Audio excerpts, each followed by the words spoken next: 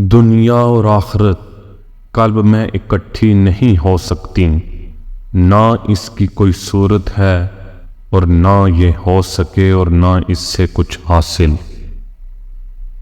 معرفت اوپر سے اترتی ہے اور اس کے دل میں رہتی ہے جس کے دل میں شرم و حیا دیکھتی ہے۔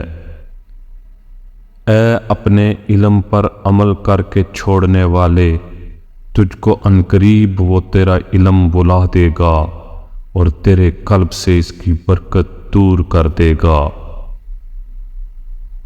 علم اور عمل کو یکجا کرنا ہی درجہ کمال ہے۔ تقدیر کا عذر پیش کرنا کاہلوں کی حجت ہے۔ جملہ صلحہ کی شان گنگا بنا رہنا اور اشارہ ہے نہ کہ بولنا۔ اے اللہ، اگر تو نے زبان سے ذکر کرنے کا حکم نہ دیا ہوتا تو میں کبھی زبان سے تیرا ذکر نہ کرتا، کیونکہ یہ زبان اس قابل نہیں ہے کہ تیرا ذکر کر سکے۔ سب سے زیادہ عقل مند وہ ہے جو قرآن سمجھنے کے لیے غور و فکر کرتا ہے۔ حق تعالیٰ کے دروازے سے تکالیف کے سبب مت بھاگو کہ بلا و آفات اور امراض و تکالیف سے تو وہ تم کو جگاتا ہے تاکہ دکھ میں وہ یاد آئے اور تم اس کے طالب بنو اور اس دروازے سے ہٹنے نہ پاؤ۔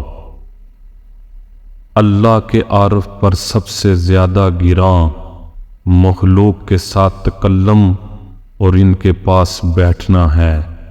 یہی وجہ ہے کہ 1000 عارف ہوتے ہیں، ان میں بولنے والا ایک ہی ہوتا ہے، باقی سب اپنے استغراق میں گمسم رہتے ہیں۔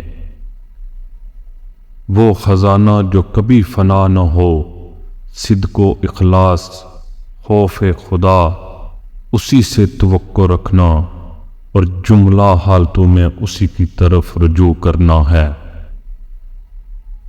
گناہوں کو چھوڑ دے، یہ سب سے افضل ہجرت ہے، اور فرائض کی پابندی کر، یہ سب سے افضل جہاد ہے۔ زیادہ سے زیادہ اللہ کا ذکر کر، تم اللہ تعالیٰ کی بارگاہ میں کثرت ذکر سے زیادہ پسندیدہ کوئی چیز پیش نہیں کر سکتے۔ اگر اس کا فضل نہ ہوتا تو ہم اس کو ہرگز نہ پہچان سکتے۔ جب تو اپنے اور اللہ تعالیٰ کے درمیانی احوال کا اظہار کرنا پسند کرے گا تو یہ تیری ہلاکت کا سبب بن جائے گا۔ اپنے آپ کو احوال اور اعمال پر مغرور ہونے سے بچا۔ اللہ تعالیٰ کی معرفت دل میں ہوا کرتی ہے، کتابوں میں نہیں۔ 3 چیزیں انسان کو زندگی میں ایک بار ملتی ہیں: والدین، حسن، جوانی۔